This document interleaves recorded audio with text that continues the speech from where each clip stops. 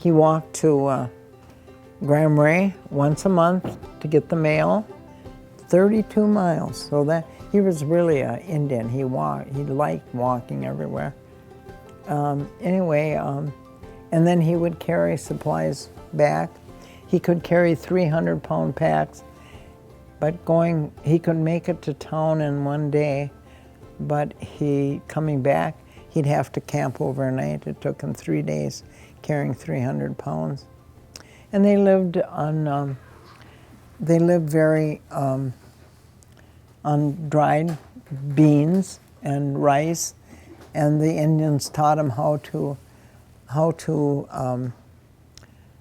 do wild rice in the ponds.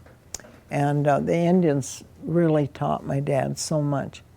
The ground up here is rocky and not good for growing, and they would grow root crops, potatoes, carrots, rutabagas. They would grow them in the boggy areas, and so my dad learned how to do that. And in the winter, the cabins were never very warm, and so they would put the carrots and the potatoes, the carrots and the rutabagas, they would put them in gunny sacks and put them down at the bottom of the lake. And my dad said it was just like a refrigerator. They never grew and they never spoiled. And so when they needed fresh vegetables, they'd just have to chop a hole in the ice. He said they always put a branch up above so they knew where it was. And so that's how they lived until my mom had a baby every 2 years. So now they're in this little cabin, and the vegetables are in the lake, and my mom really didn't have any way to can anything because everything froze in the cabin.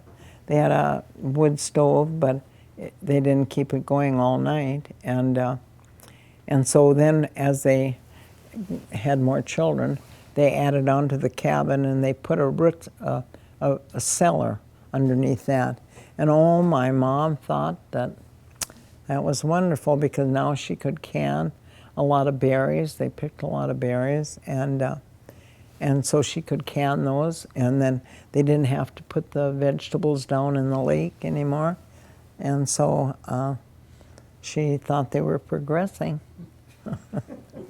One thing that was interesting that happened in 1917, my dad got called to report to the draft board for World War I. And he had to be at the doctor's office at 4:30. Gosh, he says to my mom, I'm going to have to get up before daybreak to be there by 4:30. And so he got up and he walked all the way, and he got there in time. And the doctor was examining him, and the doctor said, you know, there's something wrong with you. Your heart is on the wrong side. Well, my dad didn't know anything about that, you know. And he said, I think you better go over there and hop up and down that step so I can see what your heart does with some exercise. My dad said, I just walked 32 miles as fast as I could. Isn't that enough exercise? No, you gotta go and hop. So my dad said he had to hop up and down on this step. And then he listened to his heart and he said, you know, I've never seen this. Your heart seems to be working all right, but it's on the wrong side.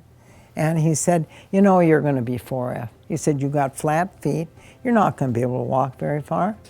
And he said, with that heart that way, I don't know if you will be able to carry a pack.